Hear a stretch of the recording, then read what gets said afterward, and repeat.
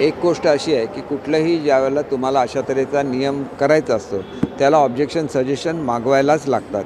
त्यांना ह्याच्यामध्ये काय ऑब्जेक्शनेबल वाटत असेल त्यांनी तसं मांडावं, आम्ही त्याच्यामध्ये सुधारणा करू. परंतु OBCच्या आरक्षणाला कुठलाही धक्का न लावता आम्ही ही सोय उपलब्ध करून दिली आहे कुणबी प्रमाणपत्राची. आणि त्याच्यामुळे त्यांनीसुद्धा सुरुवातीला सांगितलेलं होतं की कुणबी हे पूर्वीचंच आरक्षण असल्यामुळे आमचा त्याला काही विरोध असणार नाही, त्याच्यामुळे त्यांचा विरोध राहणार नाही.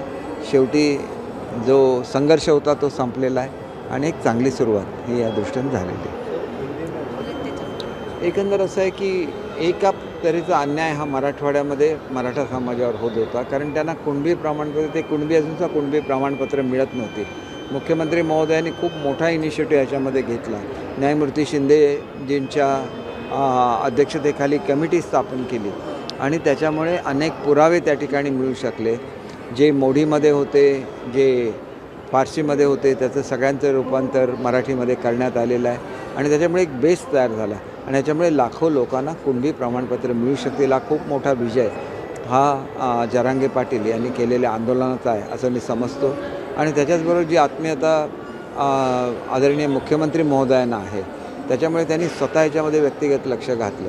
दोन्ही उपमुख्यमंत्र्यांचं चांगलं सहकार्य त्यांना लाभलं आणि त्याच्यामुळे याच्यातून मार्ग निघू शकला असं मला वाटतं.